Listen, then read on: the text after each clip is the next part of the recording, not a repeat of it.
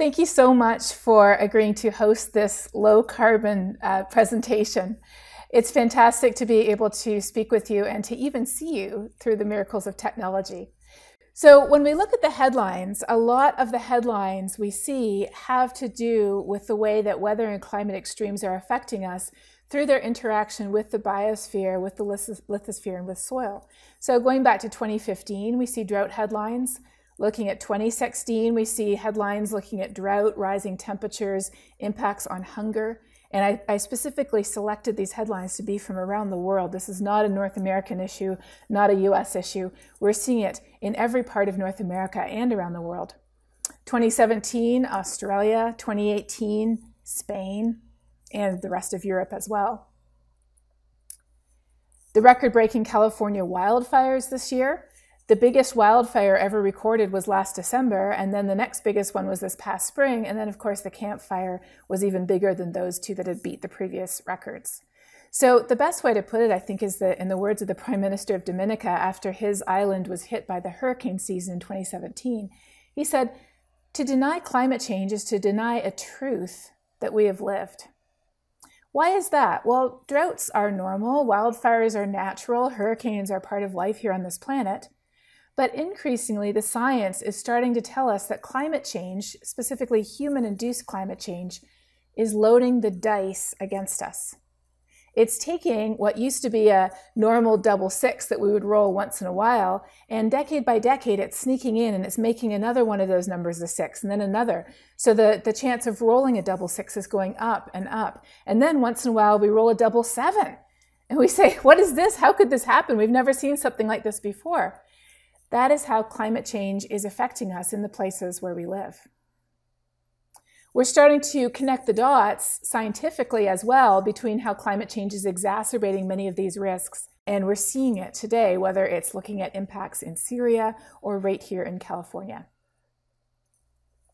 So people may say when they look at public opinion polling, I don't know if you're familiar with this, but this is from the Yale program on climate communication. It's fascinating because you can actually zoom in on individual counties and congressional districts, including where you live, and you can get the results for your region.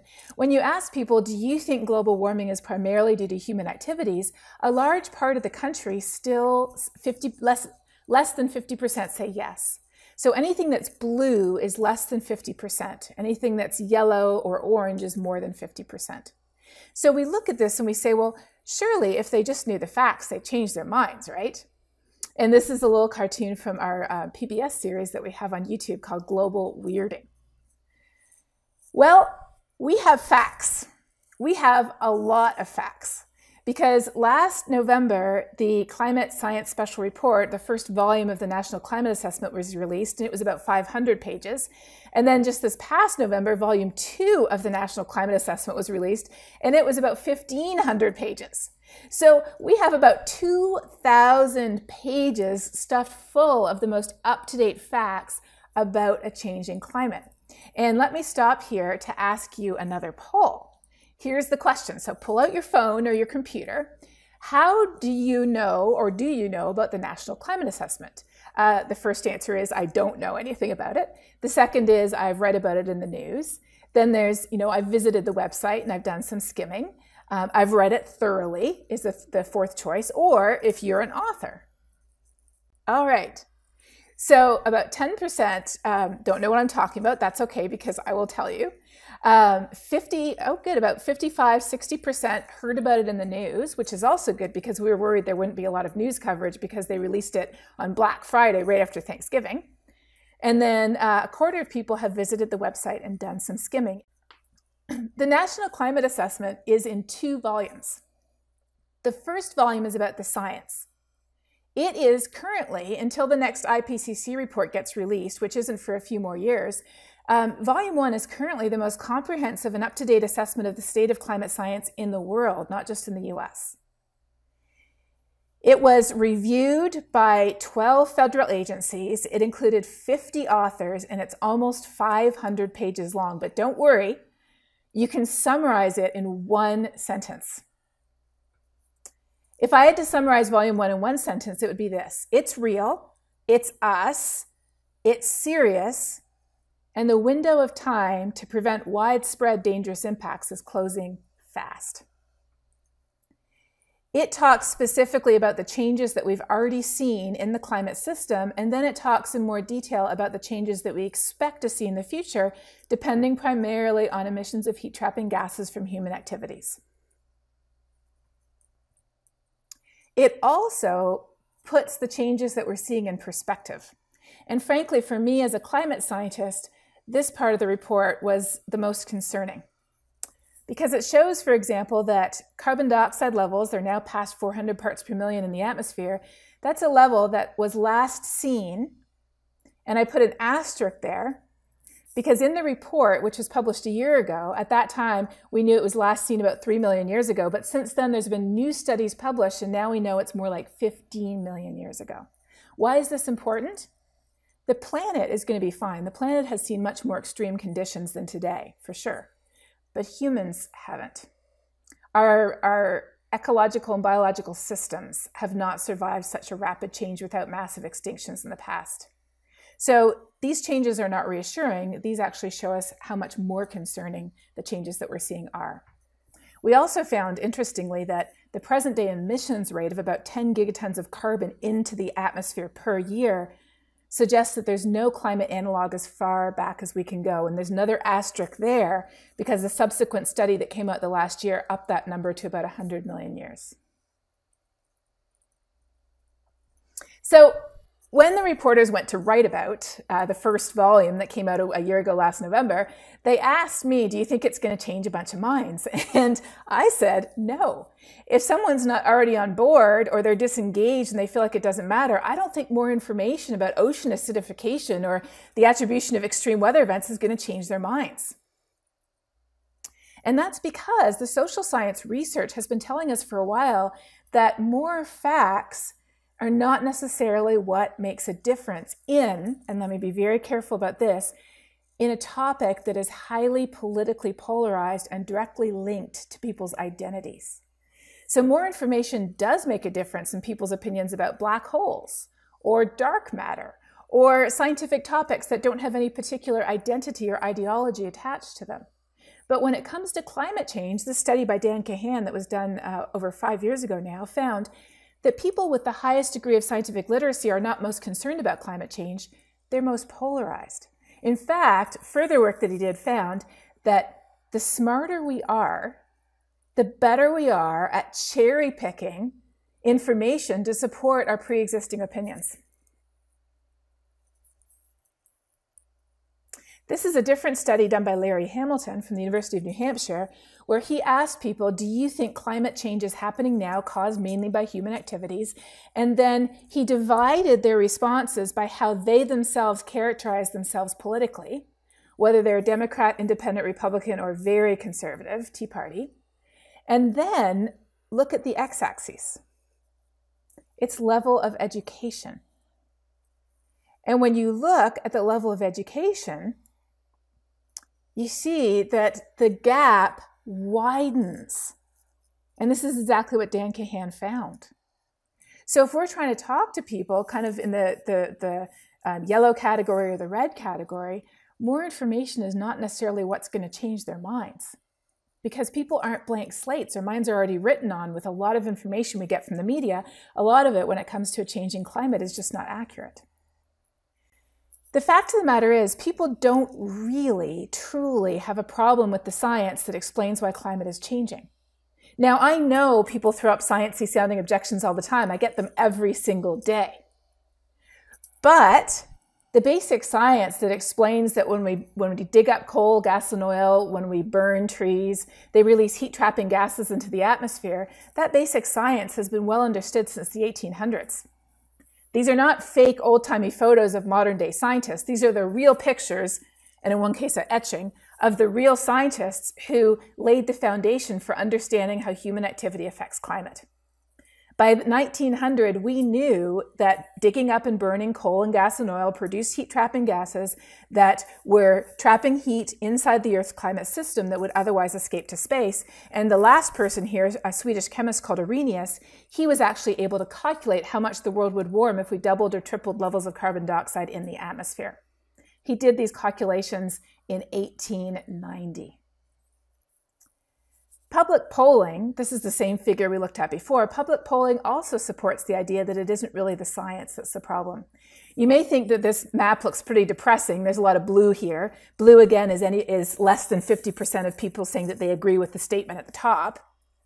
But let me show you a map that's a lot more blue.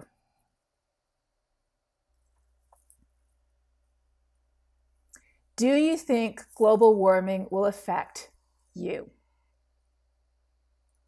Just about nobody thinks it will affect them. And you might wonder, what are those few orange counties there? Those few orange counties are predominantly inhabited by the most concerned people group about a changing climate in the US. It turns out the most concerned people group in the US, when you look at demographics and you look at other factors, the most concerned people group is Hispanic Catholics. Now you might say, well, of course they are, that's because of the Pope, but it turns out that the least concerned people group in the United States is white Catholics. Why is it that so many people think climate change won't affect them directly? It's because the number one image that people associate with the changing climate is an animal that very few people have actually seen in person with their own eyes. Or if we think of people being affected by a changing climate, we often picture people who live very far away from us, in places that we might not visit, like low-lying islands in the South Pacific.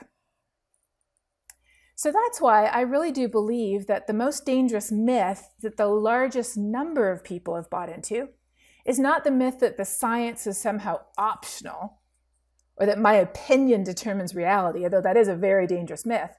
But the most widespread myth, I think, is the idea that climate change is distant, that it only affects future generations or places that are far away.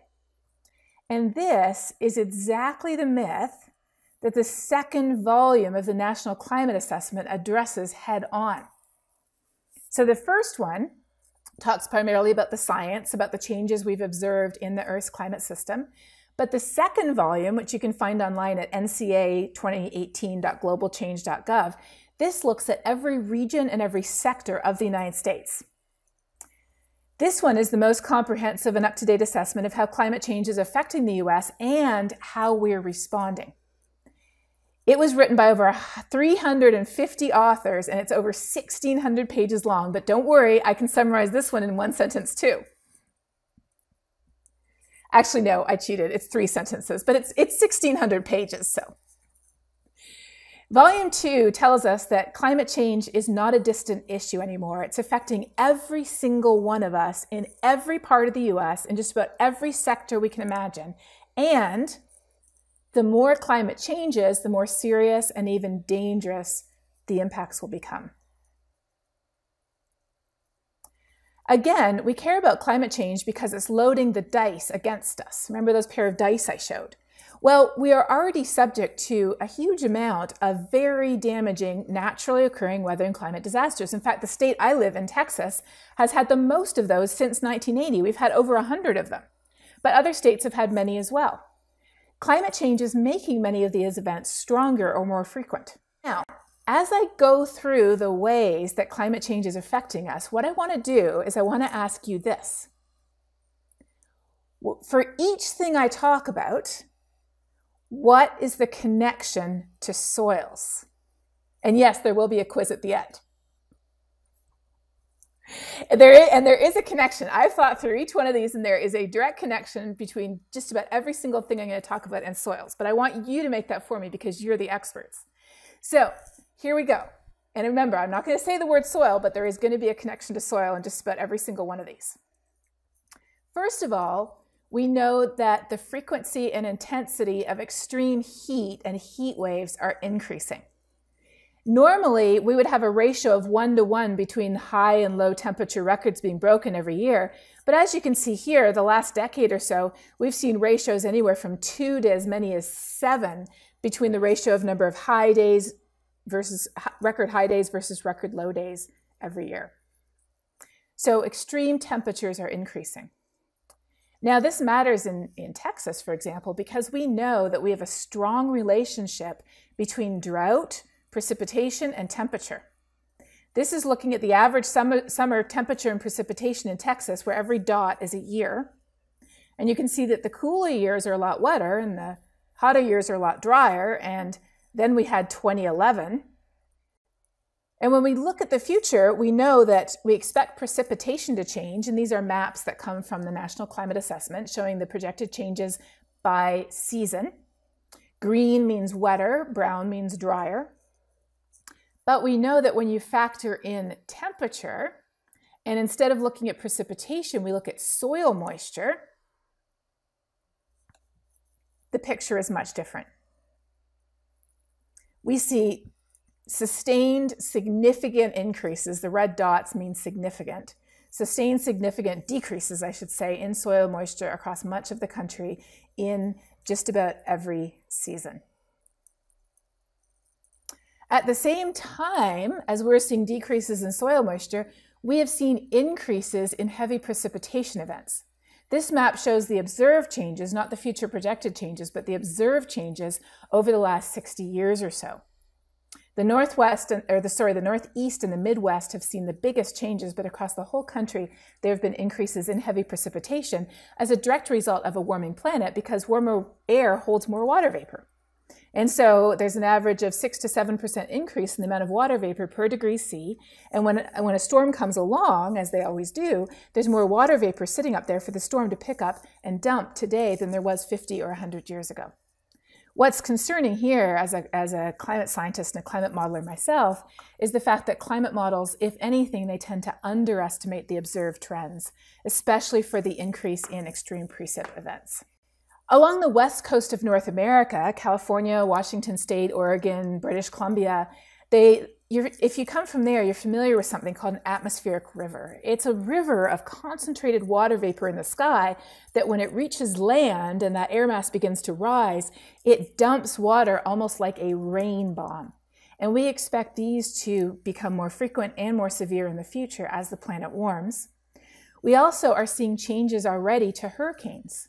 We aren't seeing a change in the frequency of hurricanes. In fact, in the future, modeling suggests there may be a few less hurricanes in the future than there are today.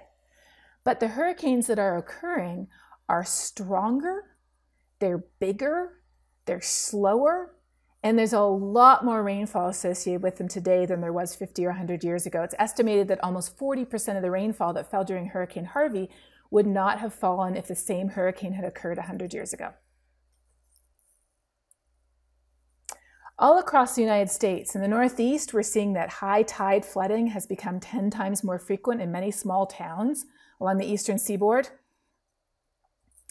Native communities in Louisiana are becoming some of the first climate refugees in the land, as the land that their homes are built on is eroding and being overcome by sea level rise. This is a picture of a community meeting where they're talking about their options. How are they going to move and where are they going to move to? In the western U.S., wildfires are now burning twice the area that they would if it were not for human-induced climate change. Up north, coastlines are thawing. What used to be permanently frozen ground, or permafrost, is thawing, and the coastlines are eroding, and many settlements are along the edges of rivers or coasts, and they're at imminent risk. On the islands, critical infrastructure like airports and really important heritage sites are at risk from sea level rise as well.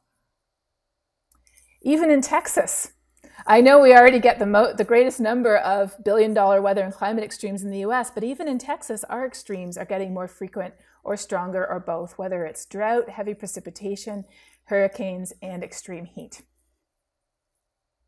The reason we care about a changing climate is because it takes the risks that we already naturally face and it exacerbates them or it makes them worse. So, here's my question to you. And what you can do is you can respond with a full sentence here if you want to, or just, a bullet point. Heavy heat waves, heavy rain events, hurricanes, droughts, and more. How do these impacts affect soils? Mass easting. Is that a typo or is easting an actual word? You learn something new every day. Oh, okay. More soil erosion, decreased productivity and capacity to sustain life and food. Soil carbon is a positive feedback to warming. It stresses the soil's ability to provide ecosystem services, increases soil degradation from heavy rainfall, There's lower soil moisture, so it takes longer to replenish, and we certainly see that here in Texas. Erosion, loss of productivity, yes, and soils are essential components of the hydraulic cycle. Heavy rainfall, too, means less storage and more runoff, which is really important. Drier soils, less productivity for agriculture and ecosystems, and soils store water, and the soil carbon content is important for this. Quality loss and degradation. Isn't this great? I love being able to pull everybody like this. Feedback loop. Oh, yep, more precipitation, more leaching, exactly. And it stresses. Yes, that's exactly what we're seeing. So in Texas, we already get these crazy swings, but the swings are happening now so fast that we're practically getting whiplash. I mean, in 2 months, you can go from 80% of the state in drought to 10% of the state in drought, and then you can be back in 80% within a couple more months. Soils produce food, fiber, and building materials. I love that one.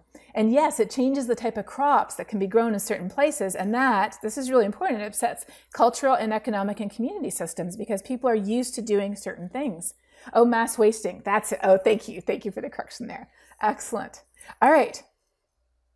So one thing I just want to highlight that the National Climate Assessment did not get into is the fact that there is a direct connection between climate vulnerability and existing stressors of poverty and vulnerability.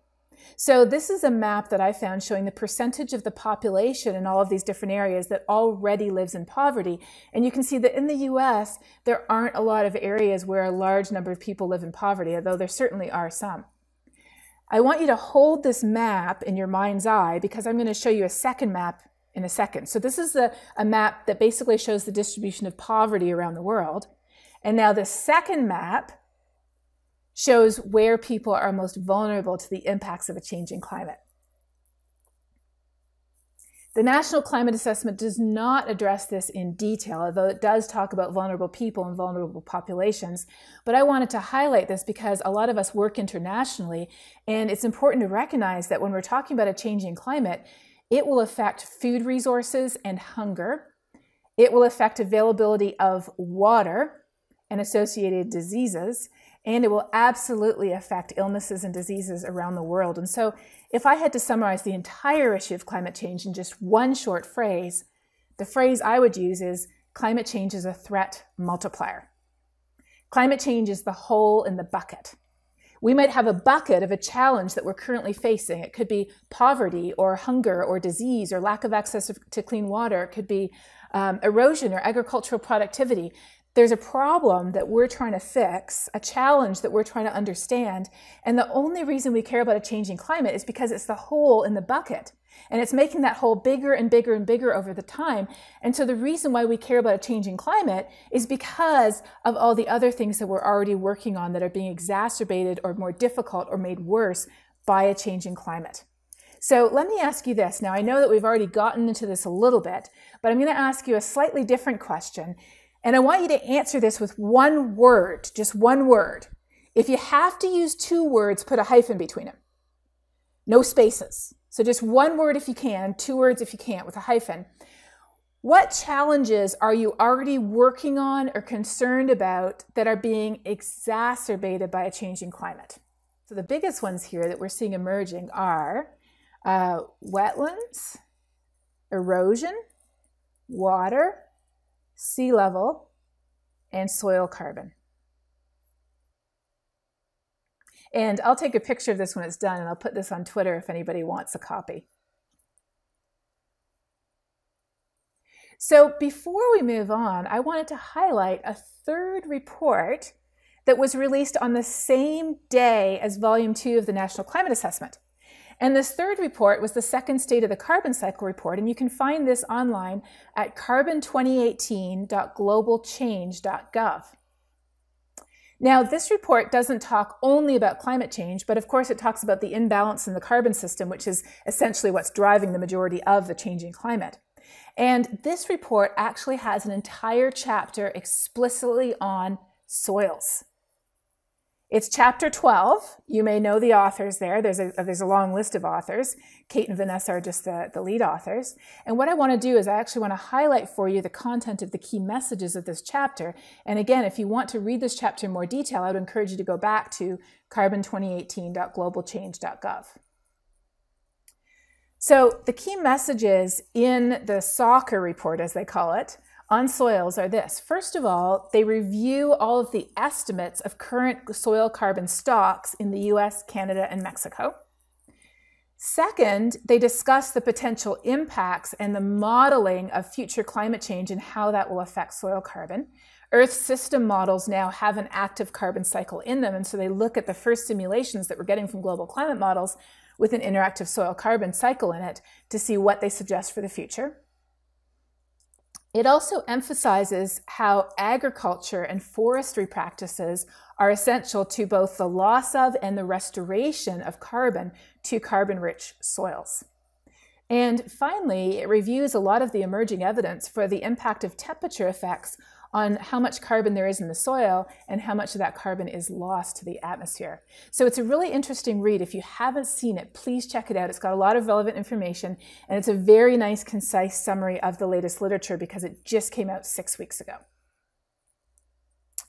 But getting back to our theme here, we've just gone over, if you include the soccer report, we've gone over almost 2,500 pages of the very latest science. And we think, well, surely if they just knew the facts, they'd change their mind. I mean, it gets to be overwhelming when you look at all this data and evidence.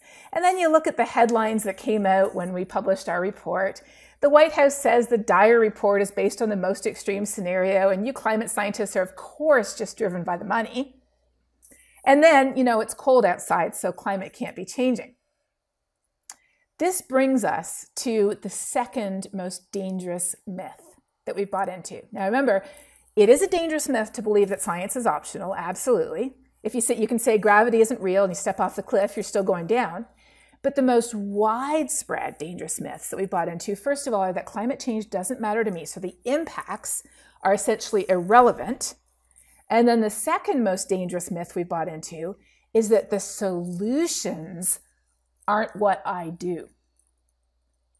The only solutions are things that are unpleasant, unpalatable, they go against my way of life, they would destroy the economy. So the solutions pose an imminent threat to my way of life, and the impacts don't. These are the two most dangerous myths we've bought into. Now, let me show you the data on this. We live in a society that is incredibly politically polarized. If you look at what it looked like, what the U.S. looked like back in 1994 politically, so this is not to do with science, it's just politically. This is what the U.S. looked like politically back in 1994. This is from the Pew Political Polarization Survey, if you're interested in looking it up. They have a lot of years in between, but I'm going to skip right to last year, or actually 2017 now. I'm going to skip right to 2017. Don't blink. This is what the landscape looks like now. Why does this matter? Because the number one predictor of whether we agree that climate is changing and humans are responsible, the impacts are serious, and we need to act now, the number one predictor is not how much we know about the science. It is simply where we fall on this political spectrum. Polling just before the last presidential election really brought this home. They asked people, who are you going to vote for? And then they said, do you think climate change is mostly human, mostly natural, or not happening? The reality, of course, is that a thermometer isn't Democrat or Republican. And I'm not a Democrat or Republican either. I'm Canadian. Now, you might say, okay, I know, a thermometer is a Democrat or Republican, but have you not heard people like your own state senator saying things like, well, climate change isn't a science, it's a religion. But here again, the social science helps us out. John Evans is a social scientist actually in San Diego. And he did a study a number of years ago that found that compared to the not actively religious, conservative Protestants are less likely to believe the conclusiveness of climate science. Now, I am a Protestant myself, but what John went on to find was that where you go to church on Sunday or don't go to church on Sunday, that's not the predictor. And people's opinions are rooted in age, political conservatism, and where they fall in the Republican Party. So people don't really have a problem with science going back to the 1800s, and they don't even really have a problem with theology, despite the theological sounding objections we often hear. What do people have a problem with? Well, Gail and Carey is from the National Association of Evangelicals. And this quote from him, I think, absolutely hits the nail on the head. He said, many, and I inserted so-called because it's really political conservatives he's talking about here. Many political conservatives oppose actions to slow climate change, but it's not on a religious basis. It's politically because they believe what? As one man said when I was talking to water managers here in Texas, he said, you know, I wasn't too sure about this whole climate change thing, but everything you said makes sense. My problem is I don't want the government to set my thermostat. I said, you know, I'm with you. I don't want the government to set my thermostat either. I don't think they do a very good job of it. So what are we supposed to do about all of this?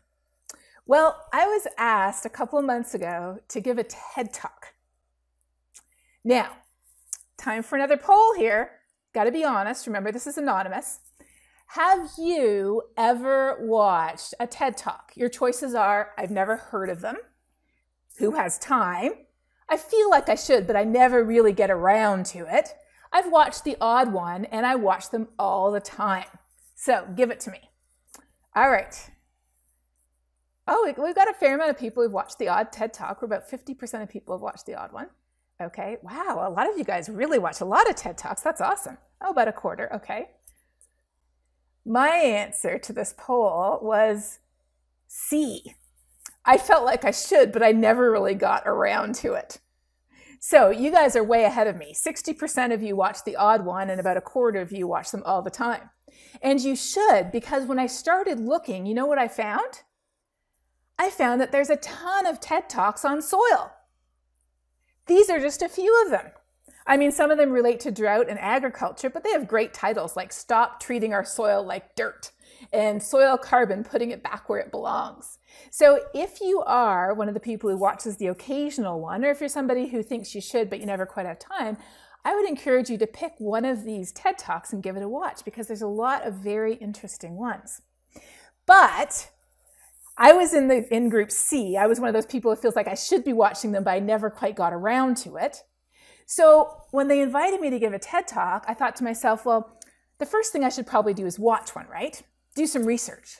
So unfortunately, the one that I chose to watch when I Googled TED Talk, the one I chose to watch was accidentally the most popular TED Talk in the entire world that 41 million people have watched. And the reason why it's so popular is because it is hilarious. I mean, it is tears in your eyes, roll off your chair funny. So I watched it, and then I got my son and he watched it, and then I got my husband and he watched it. We're probably, about 10 or 20 of the 41 million views. And then after that, I was completely intimidated. And I thought, how on earth am I going to do a TED Talk after I watched this one? And it's so good. So if you're looking for a little light entertainment, I absolutely recommend this one.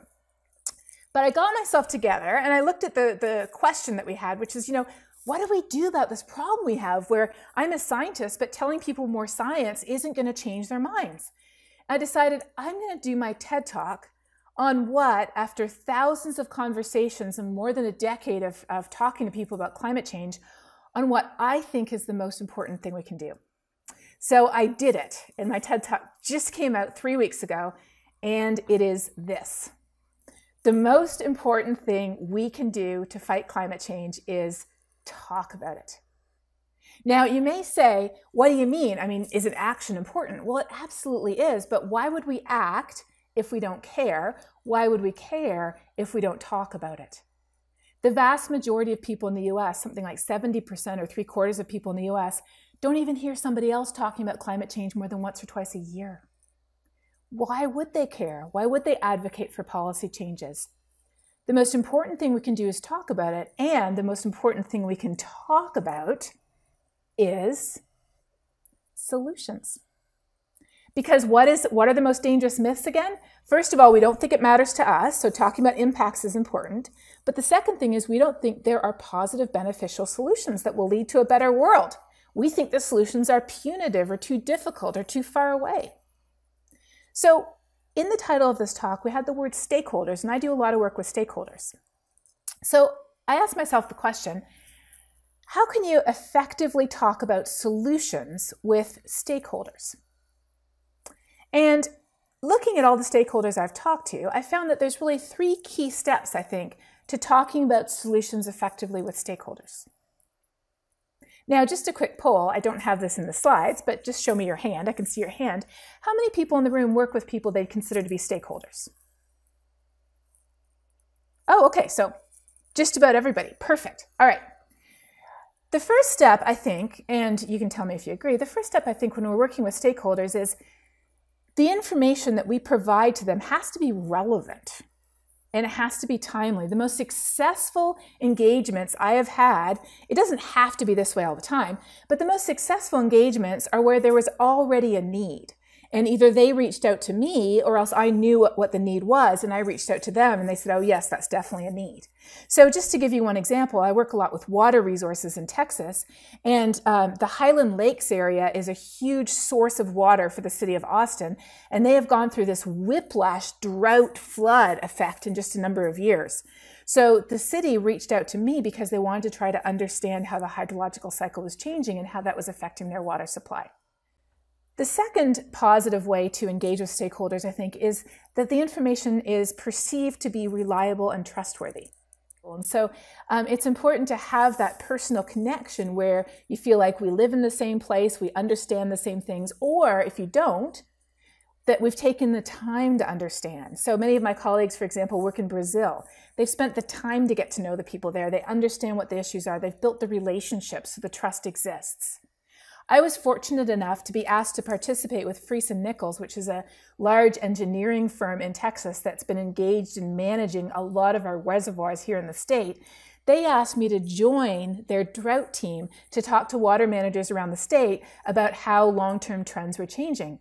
And I know for a fact that many of those water managers would never have given me the time of day, but the fact that I was coming with the recognized experts who they trusted and respected, they were willing to listen to somebody talking about a changing climate because the engineers and the water people who they trusted were there too, and were actually endorsing that. And then the last step is that the engagement is co-relational or co-relational, where we meet people where they're at. And here I want to give you an example of a talk that I gave at the Texas Water Conservation Association a couple of years ago, where my talk went after several state officials who either explicitly ignore or even reject the reality of a changing climate. So I figured, well, I want to tell people what's happening, but there's no point, stepping on the minefield. So I talked all about water and natural variability and El Nino and natural cycles. And then I talked about observed long-term trends. And then I talked about future projections. But I talked the whole time without ever mentioning the words climate and change together. I talked about climate variability and long-term trends. But other than that, the content was exactly the same as I would present it, AGU or something like that. And at the end, I'll never forget, this woman came running up to me and she grabbed my hand and she shook my hand and she said, "That was fantastic. I agree with everything you said. Those people who talk about global warming, I don't agree with them at all. But this makes sense. We don't have to call it global warming because it's all about how climate variability and long-term trends are changing and what that means for our water resources or whatever it is that we're studying." So that's how I found that it's helpful to talk, how it's helpful to talk. But then lastly, I want to conclude by talking about what solutions we can talk about. We can talk about adaptation, which is preparing for impacts that we can't or aren't likely to avoid. We can talk about mitigation, which is reducing emissions of carbon and CO2 and other heat-trapping gases to prevent the impacts that we can avoid. And then we can talk about sequestration, which is the drawing down of the carbon from the atmosphere to reduce atmospheric concentrations. And when I talk to groups, I normally talk about a whole range of solutions, about business solutions, economic solutions, personal solutions, what cities are doing, what regions and states are doing. But here, I want to talk about soils. How can we have solutions that are related to soils that, first of all, adaptation is the first one, that first of all build resilience to the impacts of a changing climate, because some impacts we will not avoid. What about erosion control for heavy rainfall, like they're doing alongside freeways in California? What about the work that we're doing right here at Texas Tech? That's my colleague, Natasha Van Hestel there, who some of you may know, where they're looking at how covering the ground lowers the daily temperature range, which affects the microbial activity in the soils and helps protect them against temperature extremes. And then, of course, coastal wetlands are a huge part of preventing inland flooding from storm surges during hurricanes. So these are solutions for adaptation. What about solutions for mitigation? A lot of emissions, about a third, somewhere between a quarter and a third of our emissions of CO2, methane, and N2O come from changes in land use and agriculture, whether it's deforestation, whether it's belching and farting cows, whether it's synthetic fertilizers that are a major source of nitrogen and N2O. What are some solutions that reduce the emissions of greenhouse gases from land use and agriculture? And then lastly, what are solutions that sequester carbon in the biosphere and in the soils? Whether it's looking at different cropping techniques, whether it's looking at cover crops, whether it's looking at different ways to grow and to graze the food that we use that actually puts the carbon back into the soil. And of course, there's things like biochar as well as regenerative agriculture. There's a whole ton of them. And one of the most encouraging things that I have seen in recent years is this project, Project Drawdown. So Project Drawdown, what they do is they took 100 solutions to reduce emissions or to draw carbon back from the atmosphere into the soil or into the biosphere, and they ranked them by their potential. And I want to just highlight, not all of them, I want to highlight in the first 40 of them, and if you want to check this out further, you can just go to projectdrawdown.org. I want to highlight in the first 40 of them how many of them have to do with land use, with ecosystems, and with forests. A lot. From plant-rich diets to tropical forests, I guess you could even argue reduced food waste might have something to do with it. Peatlands, regenerative agriculture, silvopasture, tree intercropping, managed grazing.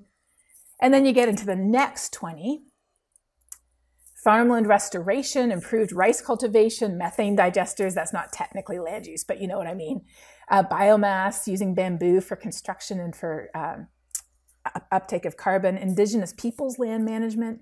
Project Drawdown is really amazing. And so if you're interested in learning more about these solutions, if you go to projectdrawdown.org and you actually click on one of these names, it'll take you to a page where it includes more detail. So the ball's in your court now. What is your favorite soil-related solution for climate? It can be adaptive, it can be related to mitigation, or it can be related to sequestration. And you don't just need one word here, you can have a whole sentence or a phrase. Keeping the soil covered. Excellent. Oh yeah, perennial grass management, so conversion away from annual grass. Cover crops. Land set aside. Carbon accounting, that's a good one, and accurate sequestration rates, so people actually know what's being accomplished by the actions. Regenerative agriculture, plant cover, good. Forest restoration. Yeah, grassland set-asides or CRP. Increase native vegetation, that's a good one. We haven't even mentioned native species yet. Conserving coastal wetlands and other peatlands, which are very carbon rich. Wetland restoration, good. Oh, building soil ability to infiltrate water by fostering soil biology, yes. Preserving prime farmland from development. And soil education, yeah. The amount that we don't know about soil is really amazing, isn't it? What a great list. Land use, okay, one more. Change financial incentives. That's a good one. Thank you. Excellent. All right, so in conclusion, what I would say is this. One of the first and most important things we can do about climate change is talk about it. Why? Because we have to fix it.